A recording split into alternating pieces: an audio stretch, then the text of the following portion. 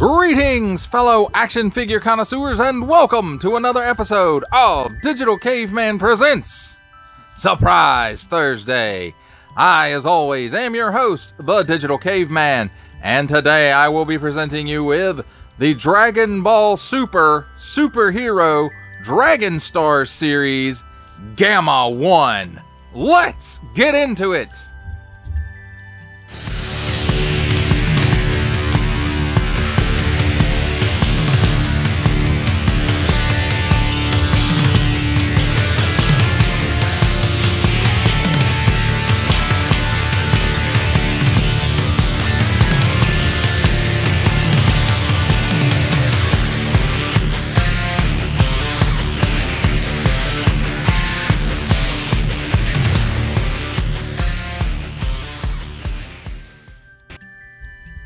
Let's start things off with a look at the packaging.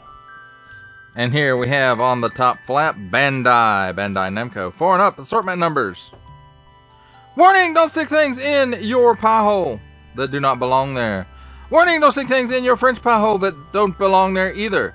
On the top, Dragon Star Series, that nice energy crackle black lightning, although it's not glossy like it used to be. Even on the front, it's not. Dragon Ball Superhero, nice border around the window that showcases the figure and his accessories. Some artwork of the figure. Dragon Star Series, and it does have that nice chrome to it still. Gamma 1 Superhero version. On the bottom, small print, fine print, legalese print, and lots of print. On this side, Dragon Ball Superhero, some artwork of Gamma 1. The superhero version, and same on this side. On the back, Dragon Ball Superhero Dragon Star Series, and the chrome stuff is missing on this packaging, just on the front. That's pretty sad. It's losing its premium feel, my friends. Anyway, here's the cross-sale Goku Superhero version, Piccolo Superhero version, and Gamma 1 Superhero version. Some more small, fine, legalese made in China print. Whatever that says. This stuff. And symbols I'm not going to learn. Toy animation and a barcode. That, my friends, is a look at the packaging. Let's take a look at the figure and his accessories. And here we have handy dandy tweezers, because accessories are up first. And he does come with an extra set of hands, which I think are new. I don't believe I've seen trigger finger hands in the Dragon Stars series before. But he does come with 2 trigger finger hands. And they do have a nice little bit of molded detail in them.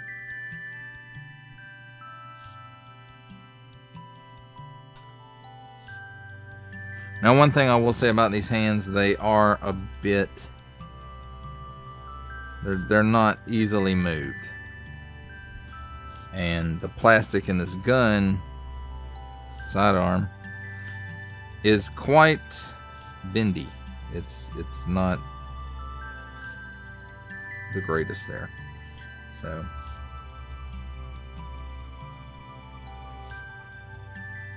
but it's got some nice paint decos on there.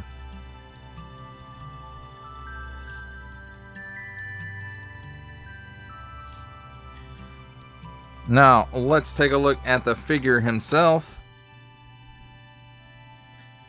and I will have to say he's Gamma 1, so he only has 1 fin, and of course 1 fin on his gun as well, and it matches the red of the 1 and the cape. I want to say nice paint apps there for the eyes and the face. There's just a slight bit of slop right here at the very edge of the face, and it's just on this one side. And then this appears to be a paint app, and this is a paint app, and of course all these buttons. And then the belt buckle is most likely the paint app there as well. Buttons here and here. And then everything else except for the boots. The boots are probably molded plastic and they match the paint up here. So, I mean, mostly a simple figure, cape, glued in, and it's got a tab there as well. It's hard to see, but it is there. And then the belt, you know, goes all the way around. Now, as far as the bottom of his coat, it does have a split here, and they overlap so that it's not quite as visible. Let's take a look at his articulation. He can look up that high, and I do believe it's a dumbbell joint here at the head and the neck, and I'm not sure if the neck is, I think it's a separate piece from the torso as well, so there's most likely a ball down in the bottom. Yes, see, it moves. And with both of that, he can look down that far. He does have chicken neck for those red ribbon parties. He's got some waggle in there. He can do the full exorcist. At the shoulders, raises up well past 90 degrees. And like most of the Dragon Star series, it's from the shoulder, it's pinned here, and then it has a pin that runs into the body, and that gives you a little bit of up and down and a little bit of butterfly as well. And it will go full 360 degrees. So cut here at the upper bicep for another 360 degree rotation. Double hinged pinned elbow gives you that much bend, so that's pretty darn good. And then at the wrist, 360 degree rotation, and it's on that ball hinge that we usually see with the Dragon Star series, and it's currently up and down, but of course you can change that and make it up and down, and the other side is just the same. And then here's his holster for his sidearm, and then at the hips he does have a slight, very slight pull down hinge there, and with this separating, it does that and pops apart. And of course, a lot of times that does happen with the Dragon Stars figures. Of course, it happens a lot with figure arts as well sometimes. Oh, and there one is a belt. So let's put his belt back on as well, and just pop that right back into place. Maybe. There it goes. Alright, so let's not get as carried away with the hip. Especially on this side, I think that's what popped it off because of the holster here. But you can get that much of the splits out of him. Their leg pops off when you try to do it, but there's not really any rotation at the upper thigh. Then double hinge pinned knee, and it will give you that much bend. And then you kind of would think there'd be a cut here at the boot, but there's not. And then at the ankle, again, it's on that same ball joint type as the wrist, and you can get tilt down that far, tilt up that far, and there is a pin in there, but it's not really forward facing, it's more downward facing on these figures. You can rotate the foot 180 degrees, 360 degrees. And then you can, there really is no rocker here, but you can adjust the ankle balls to get some tilt out of it. Now, as far as his sidearm goes, it does fit in this holster, but you know, It stays mostly. We'll say that. It stays mostly.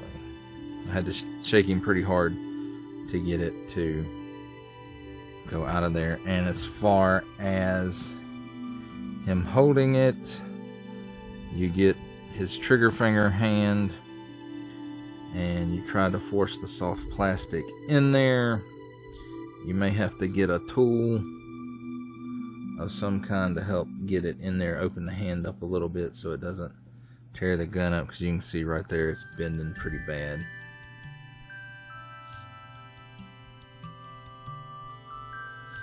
So there's that, and I don't recommend leaving it like this because it will bend that gun up.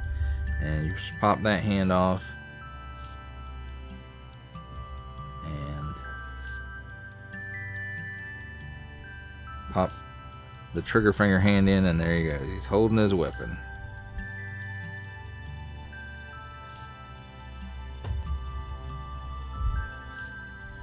And there you have it, my friends, a look at the figure and his accessories.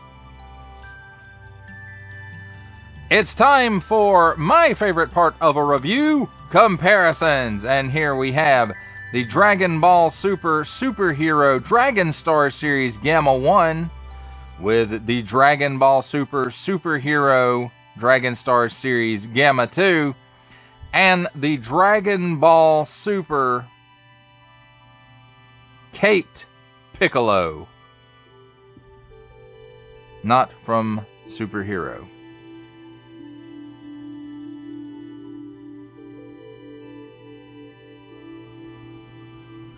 For our final set of comparisons, here we have the Dragon Ball Super Superhero Dragon Star Series Gamma 1 with, from the Marvel Legends series making his cameo appearance, Stan the Man Lee from G.I. Joe Classified series, the Hasbro Pulse exclusive Regal variant Cobra Commander, from Star Wars The Black Series, the Archive Edition 501st Legion Clone Trooper, and for a 7-inch comparison from the Masters of the Universe Masterverse line, the 40th Anniversary He-Man. For final thoughts on the Dragon Ball Super Superhero Dragon Star Series Gamma 1, I have to say it's a nicely sculpted figure. The articulation is there. The range of motion is mostly there. It does come with his sidearm and 2 extra hands, which are both trigger hands. So those accessories are nice. I like the paint job on it, even though there's not a lot of paint going on. You know, around...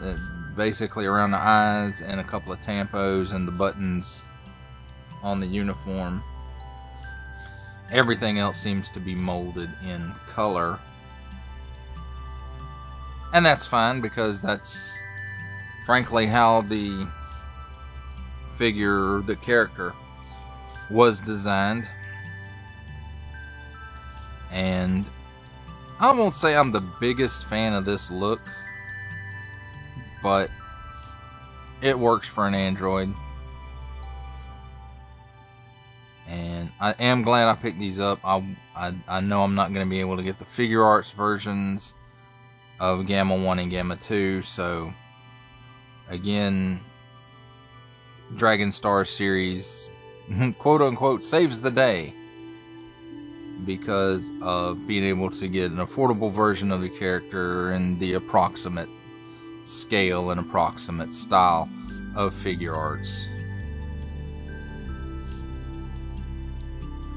And again, you know, overall I'd say it's a nice figure. I would have preferred the cape being a soft goods wired cape, but I understand aesthetically why they didn't do that. It wouldn't fit with the animated look of the figure if they'd have done the soft goods cape with it, and I'm okay with that. Well, that does it for the review. I hope that you enjoyed it. I enjoyed making it.